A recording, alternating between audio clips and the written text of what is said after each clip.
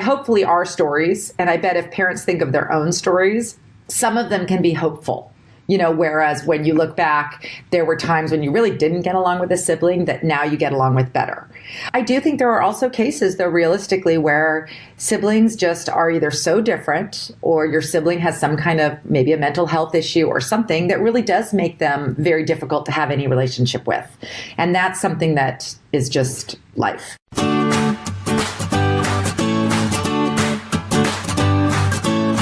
Hello and welcome to the Sunshine Parenting Podcast, where each week we talk about ideas for raising kids who become thriving adults. I'm your host, Audrey Monkey. I'm a summer camp director, writer, and speaker, and I've had the privilege of working with thousands of children, teenagers, young adult counselors, and parents over the past 3 decades. My husband, Steve, and I are raising 5 kids who currently range in age from 15 to 25. So my interest in raising kind, optimistic, self-reliant kids who become thriving adults is personal as well as professional. I'm so excited for the arrival soon of my new book, Happy Campers, 9 Summer Camp Secrets for Raising Kids Who Become Thriving Adults. I really appreciate this endorsement from Signa Whitson, who is an author, an international educator on bullying prevention, and a school psychologist. Signa says, although I just got my copy of Happy Campers by Audrey Monkey, you would think I had owned it for years already, given the multitude of dog-eared pages, the massive amount of notes in the margins, and the number of parents I've already lent the book to, urging them to read specific sections. Happy Campers is the brand new but already well-worn book I wish I had 20 years ago when I first started my career working with children and families. It is full of practical, realistic, easy to implement, no-cost, research-based, transformational strategies that will help parents and caregivers bring the magic of summer camp into daily home interactions. Happy Campers shines a light on 9 overall positive practices used in quality summer camps and offers readers dozens and dozens of ways to use these strategies to help kids and families thrive year-round.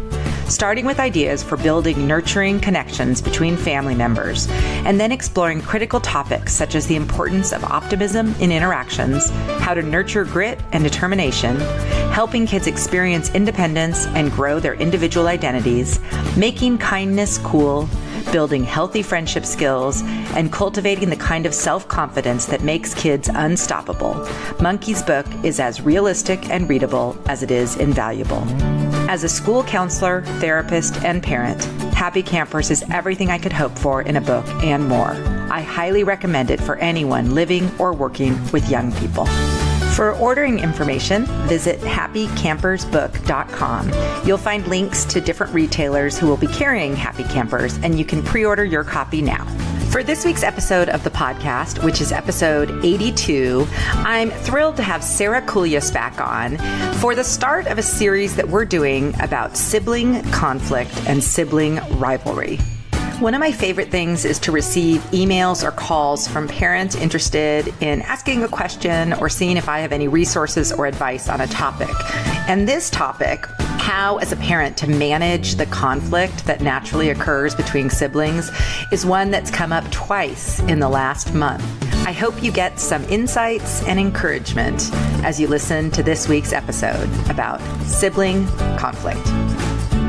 Well, I have my favorite, I'm now going to call her my co-host, Sara Kuljis, back on, and we are talking about a topic that seems like it comes up a lot for parents, which is sibling rivalry. And both Audrey and I, having siblings, experienced that probably as kids and now with our own children and our own family, as well as seeing it play out perhaps sometimes at summer camp when siblings come to camp. We've been in it. Yes. So we're really excited to tackle this topic, which I told Sara it came up. I actually got 2 different listener questions about sibling rivalry and just kind of resolving conflicts in general. So I'm going to read first one of them, and then we're going to talk about just some of our ideas and thoughts on the topic of how, as parents, we could just help address this kind of constant issue that seems to come up in just about every family, which is conflict between siblings. So here was one of the questions. I'm a mom of 2 kids, an almost 13-year-old girl and a just turned 8-year-old boy. My husband and I have both taught in public and private schools, and we've been youth leaders in churches. Our current challenge is to help our kids with conflict resolution, since it seems they tend to be in conflict fairly often at school and at home. Can't we just all get along? The difference in age, personalities, and sexes has made it extra difficult. So just some initial thoughts on that question before we get into some of the details. Sarah, what are your thoughts? You mentioned some before we recorded, and I think it's really valid. Well, sure. I think, the chemistry and the personality and interests of our children sometimes don't line up. There are some families whose kids do just get along. They're each other's best friends. And then there are families whose children, because they're so different, or maybe the age spread or the interest level and various activities is so unique from each other, that they really struggle to be compatible. And as parents, there's only so much we can do about that. Right. So it is good, though, as a parent to determine what is my level of influence, how do I influence, and what things do I just need to be patient for. Certainly, many children squabbled as youngsters, but grew to be adults who really deeply cared for each other. Mm-hmm. So it's a bit of a long road. Yes, it is. And I think like everything else, we have to kind of look at the long-term picture. We're hopeful that the things we do as parents will at least promote long-term positive relationships, but even that is not guaranteed depending on the relationships. But I also thought something that you commented on before is that these people are obviously experts in children, and it can be very frustrating when you work with a lot of kids and you know a lot about kids to see your own kids not getting along very well. And I think one thing is just to reassure that probably in this family, they're doing everything probably right in terms of how they're responding to their kids, but there's just some things that you just can't fix like in the moment because of the personalities or age differences or just being in different phases and that kind of thing. I'm going to read the other question as well. It was very similar. And then we're just going to go through a few of our ideas of how parents can maybe alleviate a little bit of the conflict or help kids learn how to process their conflict. So this was the other question. My biggest parenting struggle at the moment is sibling rivalry, bickering, one-upping, putting down, etc. I've read books, consulted experts, given the team and her family name talk, etc., but nothing seems to work. It may be compounded by the fact that I have twins, aged 9, but I talk to my mom friends with different age siblings and it seems pervasive. Curious to know if you have any words of wisdom from your own experience or your fellow experts. So again, my first thought with this, Mom, is wow. I mean, both of these people, even to be taking the time to ask this question and do all this research, they're already doing a really good job of trying to sort this stuff out and just be aware of it, which is more than a lot of parents even have the bandwidth to do. Absolutely. Yeah. So one of the things I suggested to both of these parents was a book that I read years and years ago called Siblings Without Rivalry. And it's by the same authors of How to Talk So Kids Will Listen and Listen So Kids Will Talk, right? Adele Faber and somebody Miklish. I'll put a link in the show notes.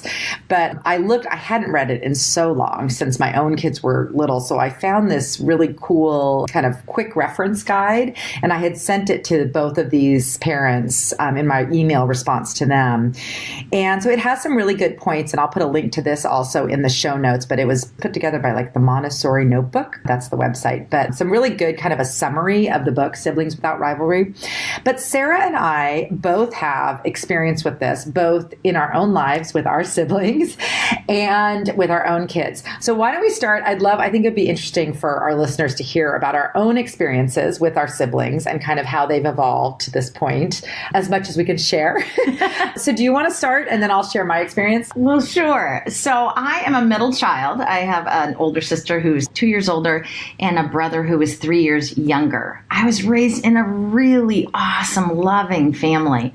I was raised in the mountains much of my life and sometimes at the beach. We had lots of outdoor time. We had family dinners. Like my husband looks at my family and says it was about as awesome as it could be.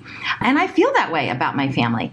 However, as kids growing up, my sister and brother and I were constantly arguing. Constantly. We couldn't get along for more than a day. I remember my mom's frustration and throwing her hands up in the air. What am I going to do with you all?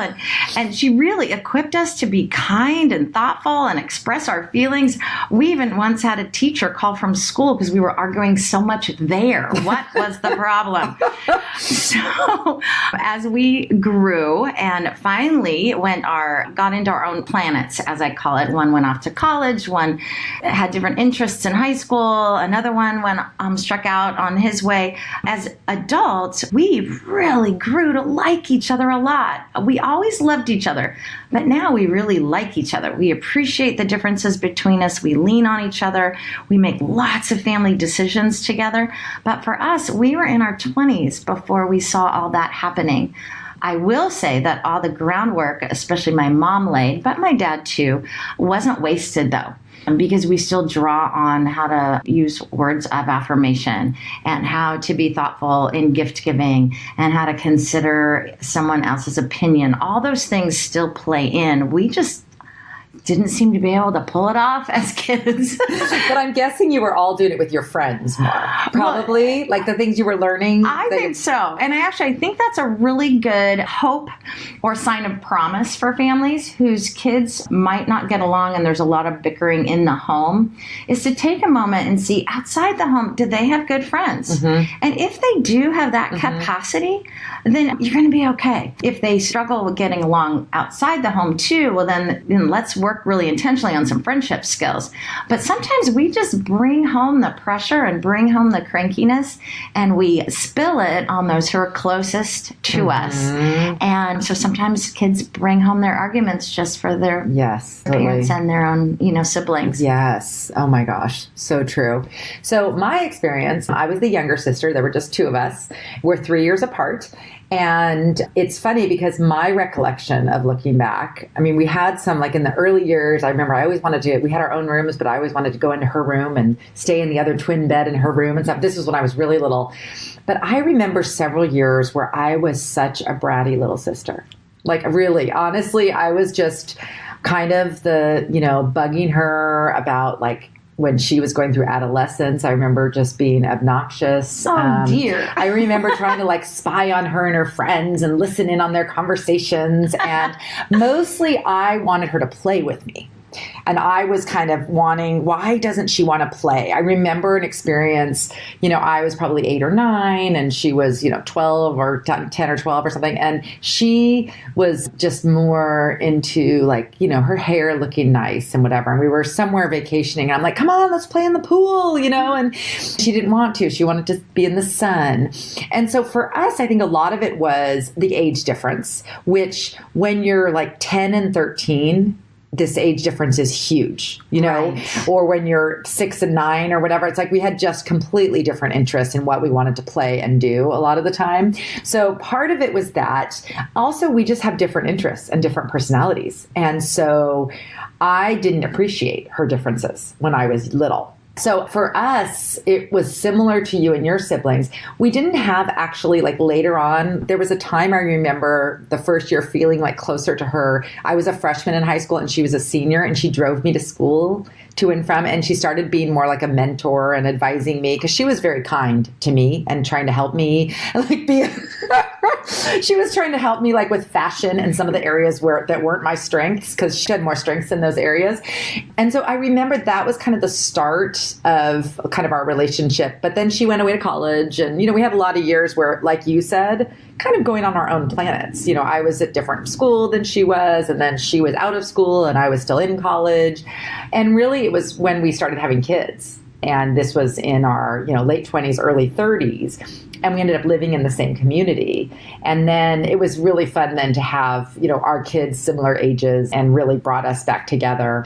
And now I would say in the last, 5 years, we've grown even closer, just like you are doing, just navigating a lot of decisions that come with, our parents getting older and just sort of managing kind of, we have teenagers still, we have our parents getting older, we're kind of in our 50s going through some things. And boy, I call call my big sister now all the time for advice. And so, but I would not say anyone would have said we were not the kind of siblings when we were kids that were close or got along. We bickered and we were in the backseat of the car. I remember my parents having to yell at us all the time. Do I have to pull over? Because you're, and I was like, she's gone over my line. Oh, me too. Do you remember the line? Oh my goodness, the line down the middle of, yes, I remember it. Yeah. So I think that it can give, hopefully our stories, and I bet if parents think of their own stories, some of them can be hopeful. Whereas when you look back, there were times when you really didn't get along with a sibling that now you get along with better. I do think there are also cases, though, realistically, where siblings just are either so different or your sibling has some kind of maybe a mental health issue or something that really does make them very difficult to have any relationship with.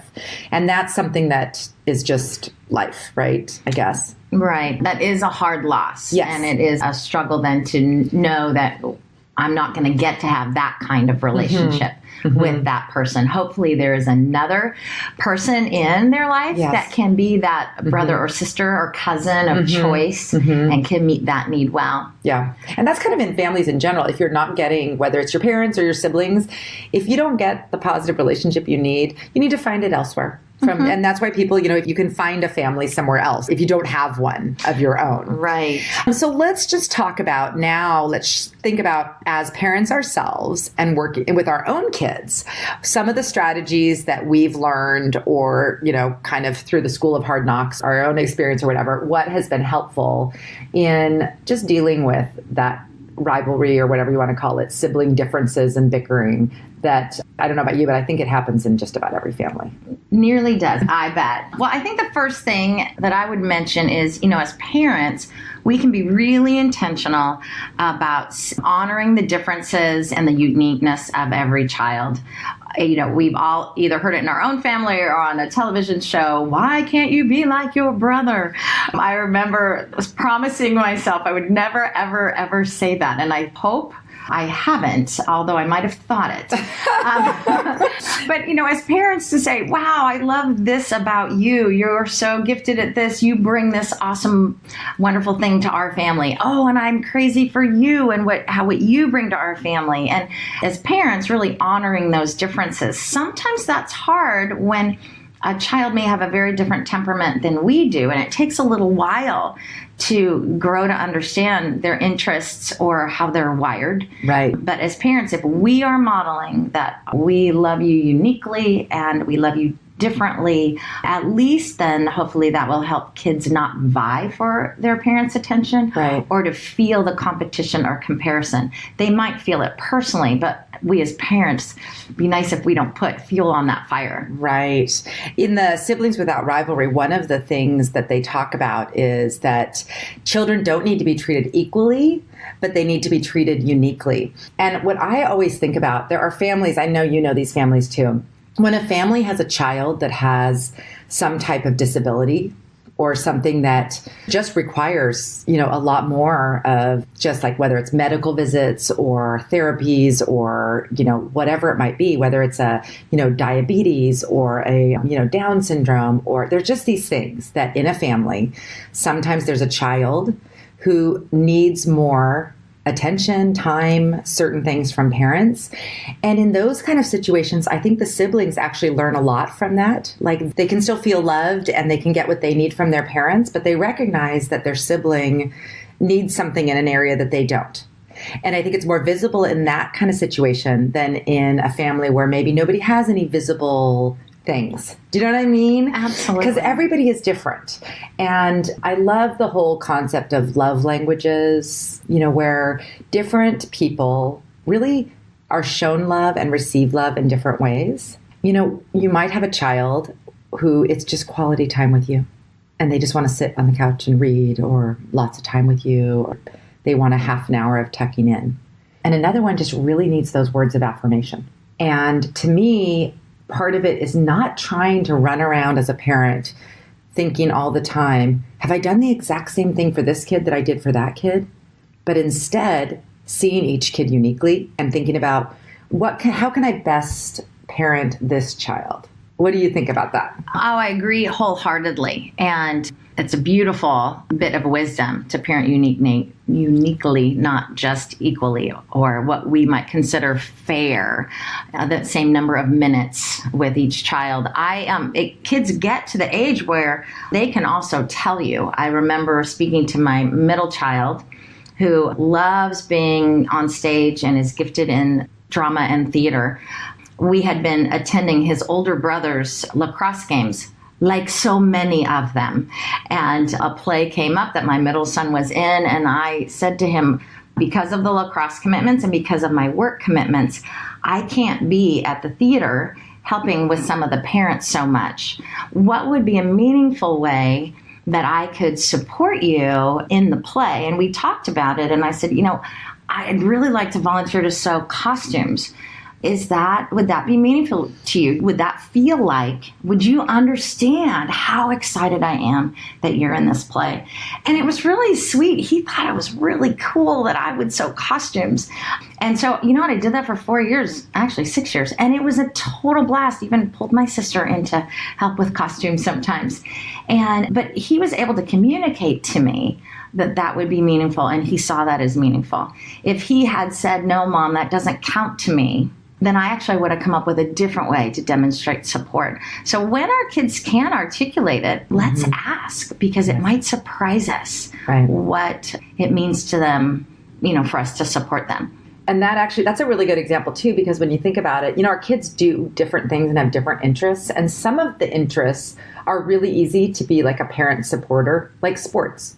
Sports are something where it's like, okay, your kid's good at a sport or on a team or whatever, and it's so easy to just go to the events and cheer them on and be there. But then if you have another child who maybe doesn't do sports but has some other interests, I think that's such a great idea. It's like asking them, hey, what can I do? I love your interest in art. Do you want to go do this art weekend retreat together? Or, you know what I mean? Like, I'm just thinking out of the box, but just if you could think about ways to uniquely help that one child or support them.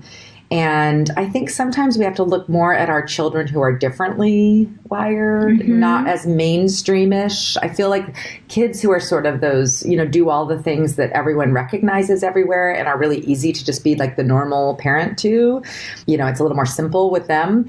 And so I feel like this addressing each child uniquely is really important and to make them feel they're loved and they're special to you, even if they don't do the same things as somebody else. Absolutely. And even if it doesn't show up to others. I know a mom who has a young one who loves cooking. And so she has taken her to see several of the cooking shows that you can find on television. And to this child, these are superstars.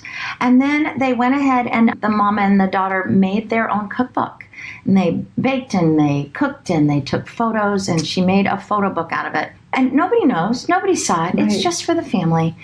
And what a way to honor that gift for that one child who does compare herself to her older sister too often. That's amazing. Yeah, I was thinking about one of my favorite posts. I don't know that people have necessarily read it, but it's about gifts. And I really like experiential gifts. And I remember one year I was really trying to be intentional with trying to find experiential gifts for each of my kids.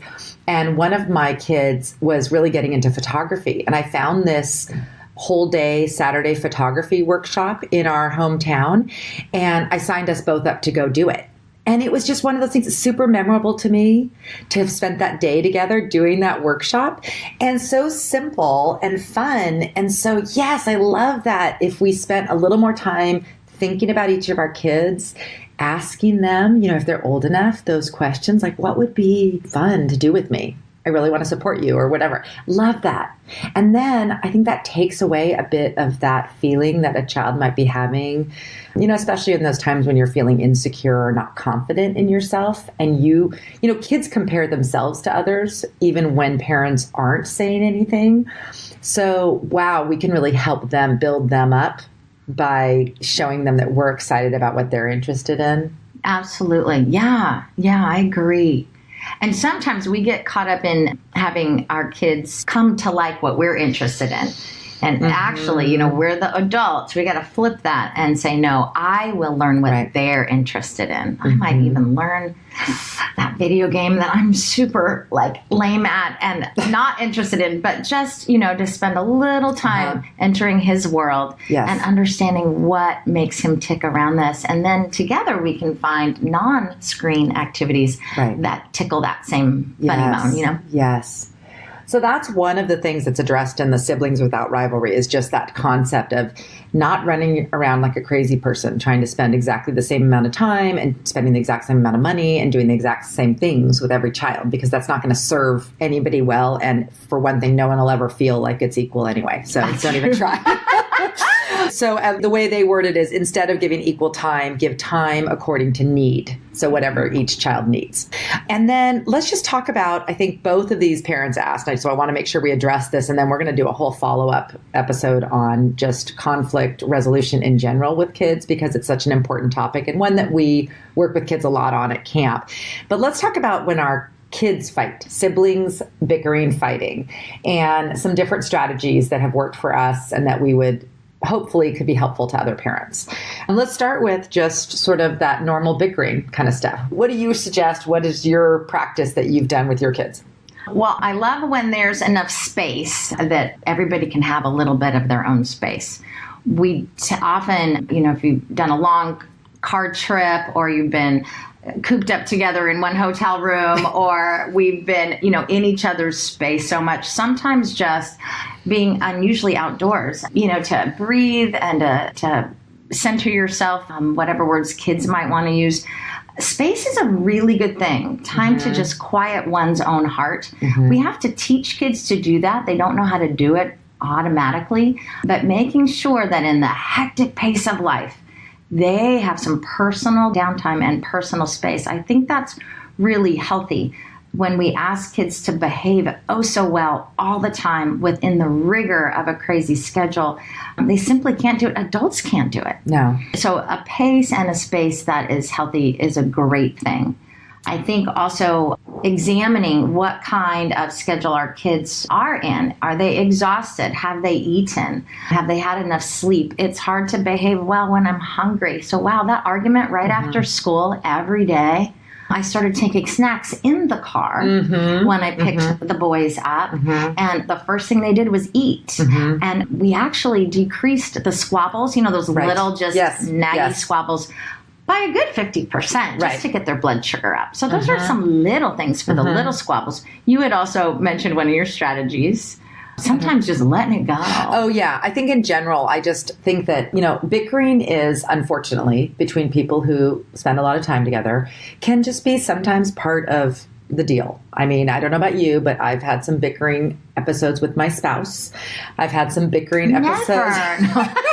Occasionally. And so I think that for our kids, for them to recognize that, obviously you don't want that to be the daily, all the time thing, but I think to normalize it a little bit is important. So I think if we freak out and over respond to our kids bickering with one another, I think it just brings too much attention to it and too much power to it.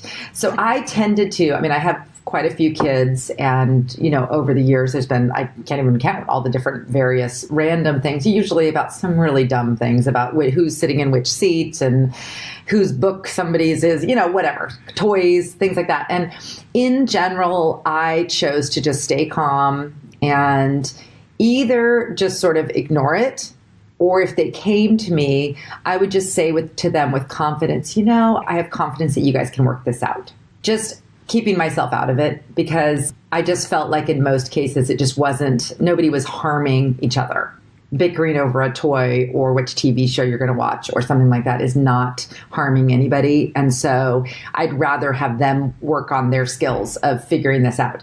And I often would just, give, I would say, well, I'm happy to come in and just turn it off, or you guys can figure out what you're going to do.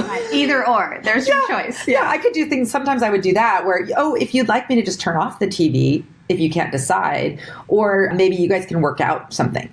And that, that seemed to be helpful. Enough that they knew we better make a decision here or we're going to lose out. Yeah, that's great. And I don't know, this is another thing that might be controversial, but so my girls didn't have any physical altercations. I don't know if this is typical, but my girls didn't physically fight. They would have like arguments or bickering kind of thing. My boys sometimes wanted to like wrestle and stuff, and not when they were like angry at each other, but so oftentimes after wrestling, they would get angry because somebody would get hurt. Yes. But because in their case, their physical strength was somewhat equal, I allowed them to do that. So we had like a mat. So I don't know if this would be a popular thing, but I honestly, like, even with, like, I think boys oftentimes like to do physical things. And I think it's actually, like, I'm okay with if there's not a huge differential in their strength, even like boxing gloves and stuff. I know this is going to probably not be popular. We have one of those things in our garage, a punching bag. Oh, yeah. A punching bag. Fabulous. And gloves. And so I think even on some level, sometimes, especially with boys, they feel like that is helpful. So again, I know some people are just completely anti anything like that, but I just know that boys with their siblings, it's kind of a safe place to do that kind of stuff. So I don't know. What are your thoughts on that? Is that bad?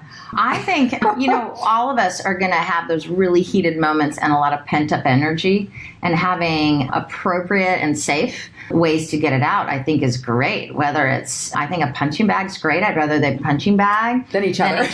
Yes. I think there's absolutely a place for that. Mm-hmm. I think that's great. Or, go for a run, go for a bike ride. Yes. Blow some steam off, go down to the school, hop in the pool, get some steam off.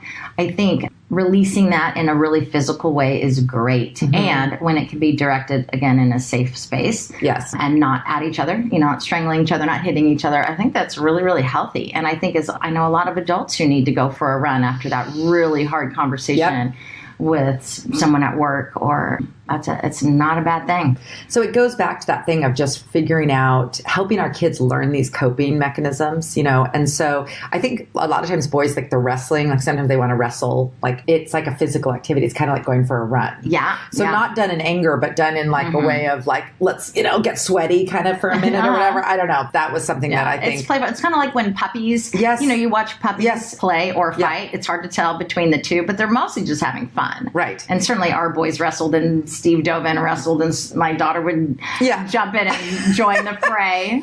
And so there's a lot of fun that comes from that, but it's not directed with anger. And it almost always ends, though, with a problem. Because someone cries at the end. Yeah, somebody always cries at the end. We just have to know that if you allow that, somebody's going to get a knee in the wrong place, and then it ends in crying, and then it's over. But any case, so this is where it talks about handling fighting, normal bickering, kind of just, I think, stay calm about it, ignore it as much as possible, or provide people more space / coping mechanisms. And I was thinking when, like, especially with the age differential, like the 13 to 8-year-old age differential, that's one where I'm going to say a 13-year-old needs some private space. And so there needs to be, if she has her own room, I think that as a parent, one way to give her that space she needs from like this younger sibling is to say, in the house, there's certain times or there's certain things like this is her space and you need to knock or ask to go in there, or, whatever. Just give her that ability to have her own space and know that you respect that. Oh, I agree. I think that's really important. That kind of goes along your space thing. And when there's such an age differential there, you're always asking them. I feel like I was always asking my older kids to, set the example and be the good big brother, big sister, all that stuff. And so, you want that older sibling so much to be this great example and all this stuff. But you also need to allow them the break.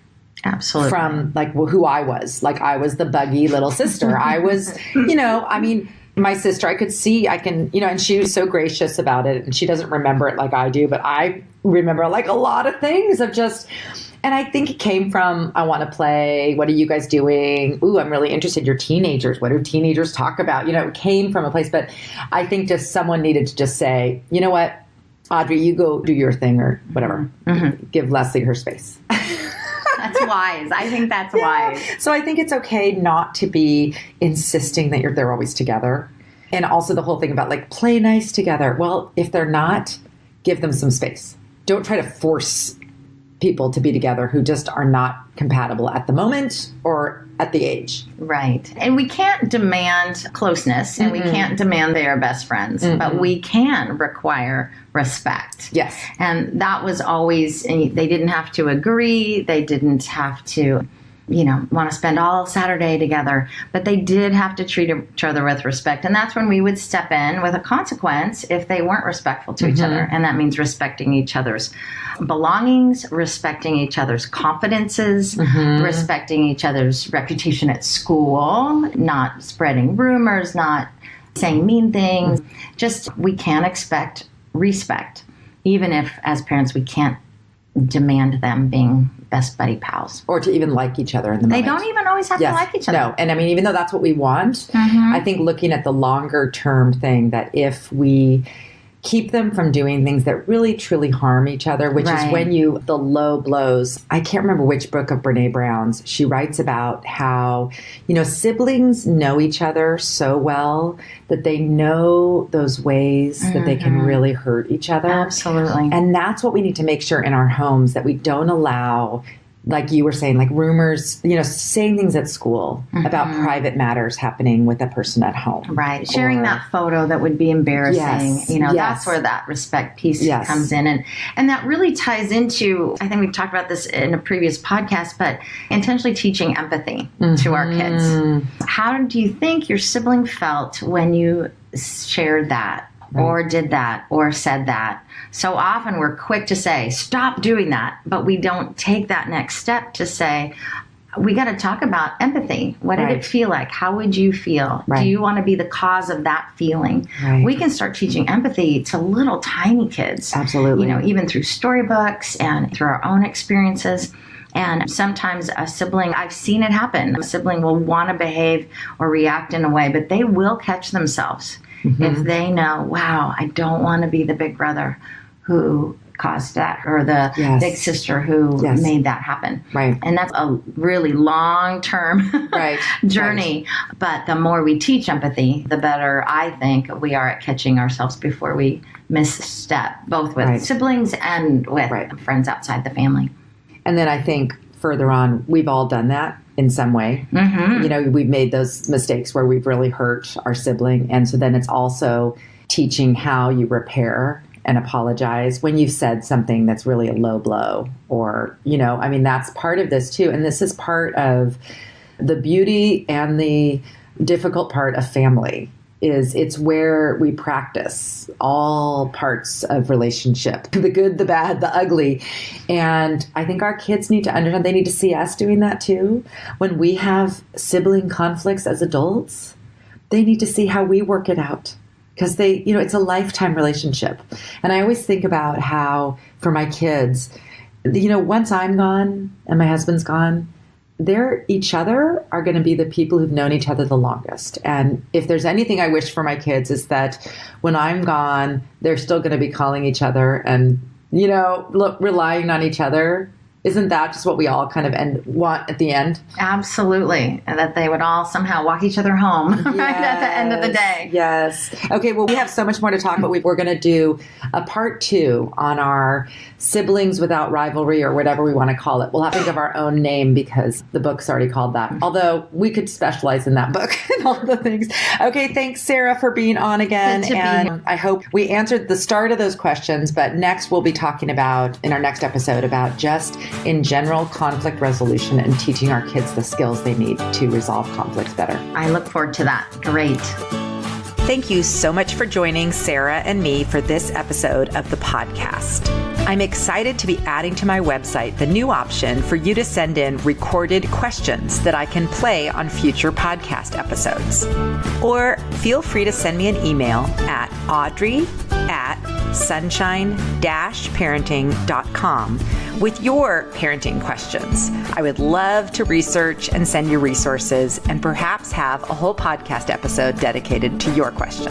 In preparing for this episode, I got out my well-worn yellowed copy of Adele Faber and Elaine Maslish's book, Siblings Without Rivalry: How to Help Your Children Live Together So You Can Live Too. I've had the book since the 1990s. In the introduction, or in chapter 1, they say, as they're reflecting on adult children. As I half listen from the next room, I am surprised at how relaxed I am. I realize how little emotional investment I have in the moment-by-moment temperature of their relationship. I know that the differences in interest and temperament that kept them from being close in childhood are still there. But I also know that over the years, I had helped them build the bridges to span the separate islands of their identities. If they ever need to reach out, they have many ways of getting there. This podcast is a proud member of Parents on Demand, a network of high-quality shows for families just like yours. Download our free network app on Apple and Android and listen to your favorite episodes on the go.